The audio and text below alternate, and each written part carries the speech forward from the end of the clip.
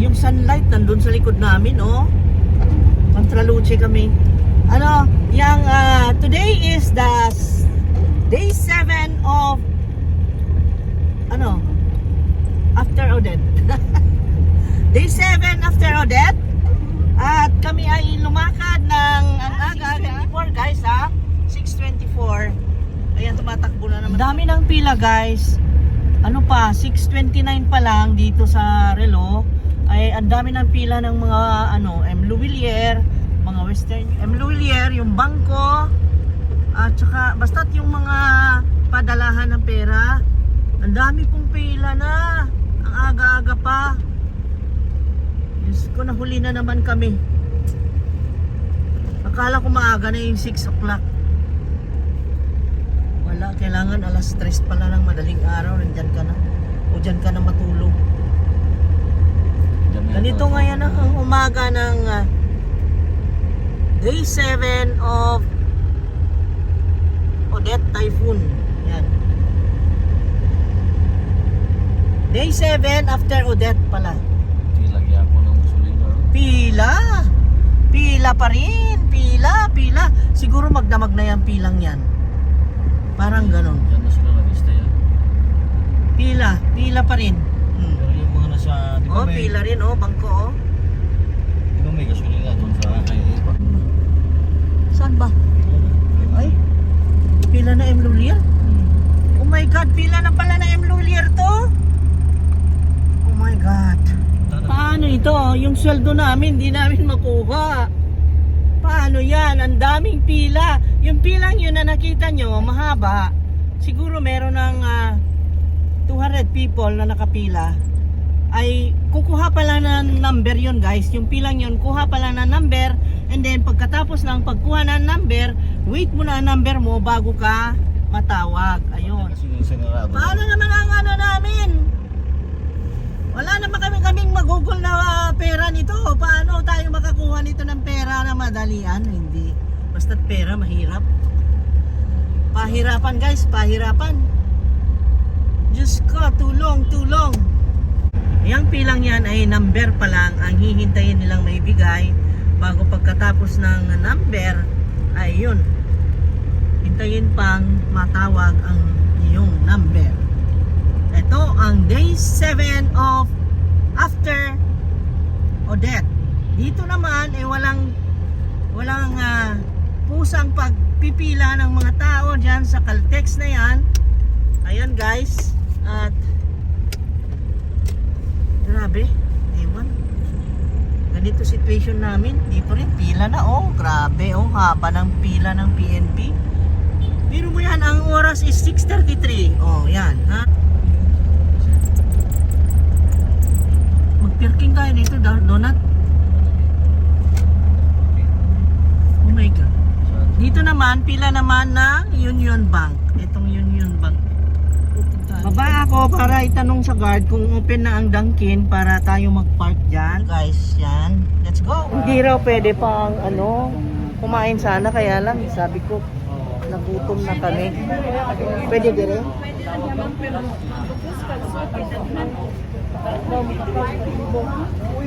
Kani? Okay. Pinakiusapan ko yung taga Dunkin na na kung pwede magkape kami. Sabi niya sa akin, okay daw. Ayan, pupunta tayo guys. Nagpark na lang kami dito sa may kilid ng plaza kasi doon ang daming tao. Nakakaawa naman yung mga nakapila kung istorbohin natin, di ba? So, hindi naman siguro makalampingan ng saglit lang.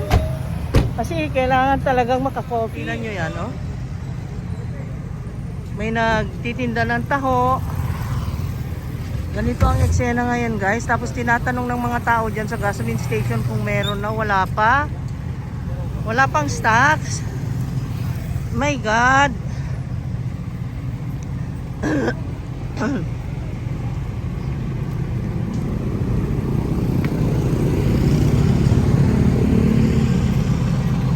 Ano ba ito? Sa Union Bank. Look at that. Daming pila ngayon guys. Dito magko-coffee kami kasi masakit yung sikmura ko. Hindi man lang nainitan. Ha? Palagi pila ano dito? O, doon nga. Di, diretso. Ganina pa ko nangatan. Di na, okay na. Di pang gutom yun. Okay. Ano tumakano kan berta ano? Ha? Itanong mo doon. Hintayin kita dito ha. Okay. O saan nga pila, ma'am? ML. ML? Okay, ML daw. Look at this, ang daming pila guys, sobra. Oh, kapal ng tao dito. Oh my God.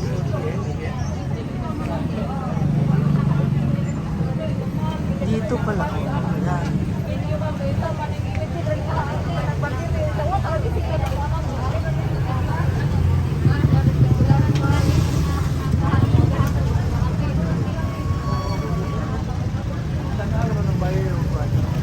Kasi kapit tibok niya. Hala, oy. Sabi ko sir, og sayo nami. Dili di ay. Sabi ko kami ni kinasayungan ba? Pag-ari na mo kay puno naman. Ayan, mag-almusal tayo guys kasi alam nyo, ay, ang haba ng pila kaya kumukuha lang ng energy dito. Ngayon, Diyos ko, ewan ko, hindi ko alam. Overwhelmed ako sa nangyayari sa amin guys. Matagal ang pilahan namin ngayong araw na ito. Tapos, meron pang Western Union na isa rin, napakahaba. Alam nyo guys, itong mga ito, yan. Nakita mong pila dito sa labas. Yan mga karamihan yan. Kaya, magtaka ka, maaga pa, marami ng pila. Yan palang mga yan ay galing pa sa, sa towns, ibang towns ng Bohol. Kasi, alam nyo, may nakausap ako doon. Sayang at hindi ko na i-on itong video kanina. Sabi niya guys, nagibaraw ang bahay nila. Sabi nila, nagibaraw ang bahay nila. Ngayon, sabi niya kasi, kung gusto mong pumila na mas maiksi, ma'am, sabi niya doon sa isa, pumunta ka sa Mangga. May mga maliit doon na M. Lulier, pwede silang mas maalwan doon. Hindi ka magtiis ng mahabang pila, sabi niya. Tapos sabi ng isa, yung ginang, sabi niya, hindi pang pa-repair ko ng bahay kasi giba-giba ang bahay namin sa Talibon, sabi niya. Sayang nga, hindi ko nauntong video na giba-giba raw ang bahay nila. Ngayon, sabi niya, tapos sabi ko, sige, pwede pa nga kayong dalawa, sabi niya, kasi magkasunod. Sila ang pinagitnaan ko sa pila. Pwede pa pumasok muna kami sa Dunkin at kumain man lang para makagkaroon ng energy, sabi ko. Sabi niya, sige ma'am, basta dito ka sa pagitan namin, sabi ng ginang. Tapos yun nga, sabi niya, meron ba kayang kakuhaan ng generator?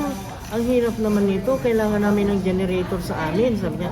Yun, binalitaan ko siya, nakahapon nakabili kami ng generator, binigay ko sa kanya ang number na sabi ko, i-refer mo na lang ako kasi kung wala kang reference, baka hindi ka pansinin kasi by order yung generator na yun, kako. Kaya binigay ko ang address, sabi niya, tatawagan daw niya. Ayun. Kaya, grabe guys, ang daming nangyayaring hindi maganda at nakakalungkot. Pero, wag na lang natin isipin yung negative side lagi-lagi kasi ma-depress tayo. Pag na-depress tayo, anxiety nandyan, magkakaroon pa tayo ng problema sa health. Kaya, yun, ganun. Easy-easy na lang. Ganun ang sabi ko sa kanila. Nakakaawa naman ang mga nakapila. Ang init-init, oh. You see that? Ang init, sobra. Tapos nagkape pa kami. Ang init lalo. Bakit nga nagkape? Ang init-init, ano? Walang malamig kasi ano man yan. Walang kuryente. Ayun na nga. Wala ring refrigerator. Walang chiller, guys. Kasi wala ngang kuryente. Wala rin silang ano. Pero parang may ano. Huh? Parang malamig-lamig konti dito. No? May generator siguro. May generator yata. O nga. Siyempre, tingnan mo naman. May ilaw nga sa harap. Hello guys. May babalita ako sa inyo. Kasi kahapon, just 2 days na gusto kong mag-live. Kasi yung live streaming natin ay imposible magawa po doon sa bahay. Kasi, sorry guys, hindi ako maka-live streaming talaga. Dahil po nga sa walang kuryente. Kung walang kuryente, wala ring data. Kaya ang ginawa ko, Ngayon na lang ako magbalita sa inyo.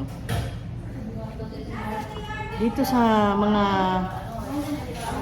videos ko, maraming comments guys na nakakalungkot. Katulad nito, si Juliet Pan. Ayan po, pakibasa na lang. Ayan po ang comment niya. Buti nga dyan may mainom pa. Sa isla talaga wala na. Ni pansaing nila maalat na kasi walang tubig. Ayan po, maalat na daw ang tubig na iniinom nila. Kawawa naman. Sa isla namin sa Coabok Island, Tubigon, Bohol. Mas okay pa yan kaysa sa kalagayan ngayon sa isla. Hindi sila makakatawid sa mainland kasi lahat ng sasakyang pandagat nasira at iba inanod sa ibang lugar kasi yung buong isla inabot ng dagat hanggang leeg. Oh my God, luuya. Ayan po, masaklap na karanasan nila.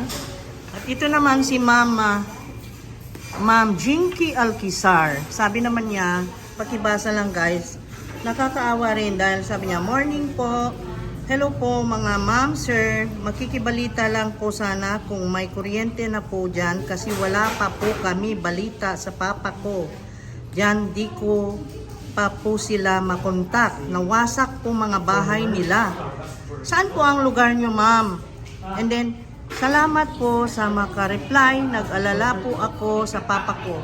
Dito po sa Bohol, ang kalagayan po hanggang ngayon. In-stop ko po kasi may mga ingay dito sa paligid. Hindi nyo maintindihan sinasabi ko. Gusto ko lang pong tulungan itong mga nawawala ang papa, nawawala ang kapatid. Alam nyo po, pag nakahawak tayo ng cam, alam nyo, akala nila biro. So, yun po.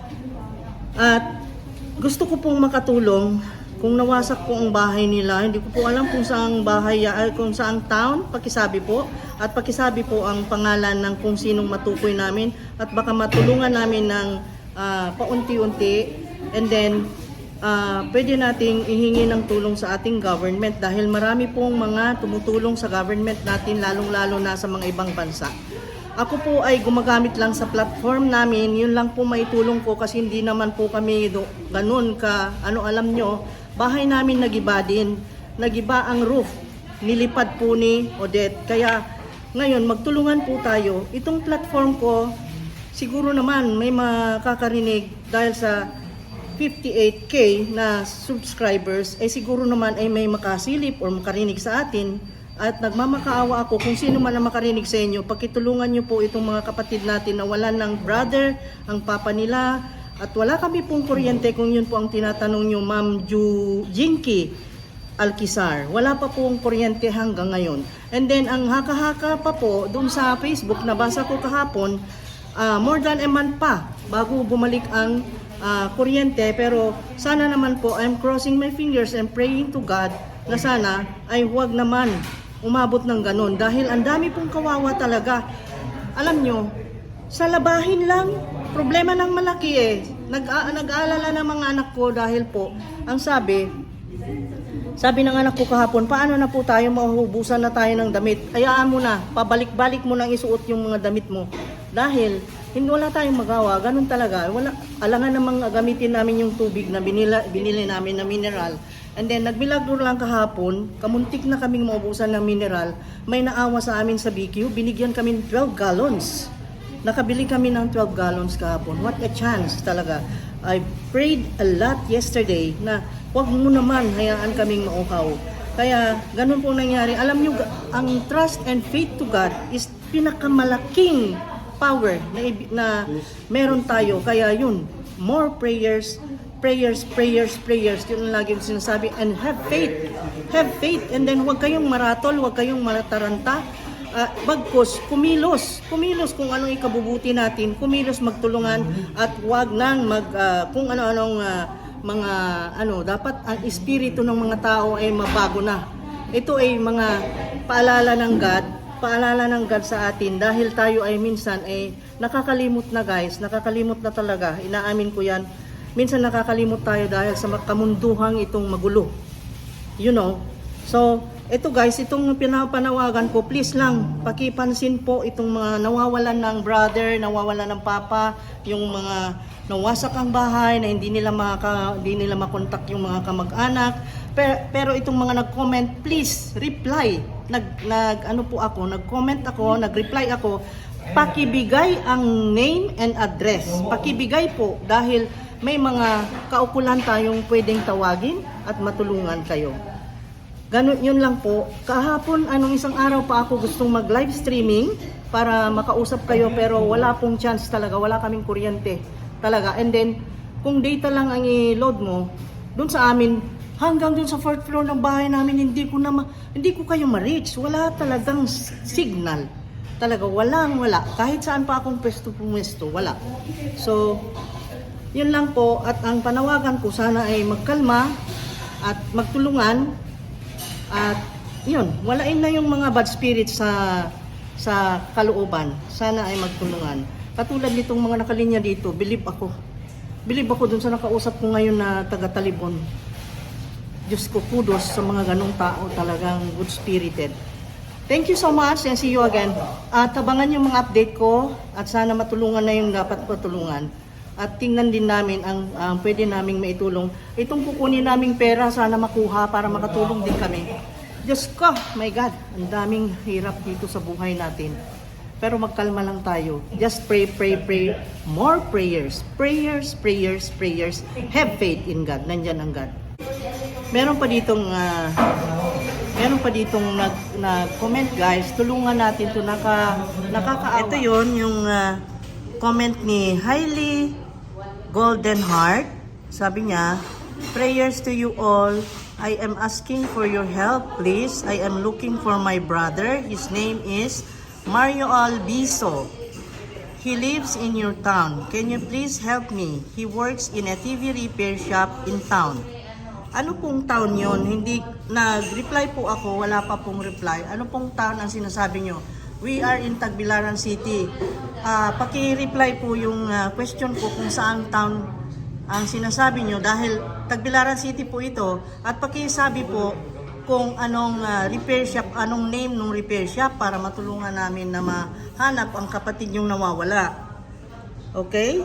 Thank you po, Ma'am Hailey Golden Heart.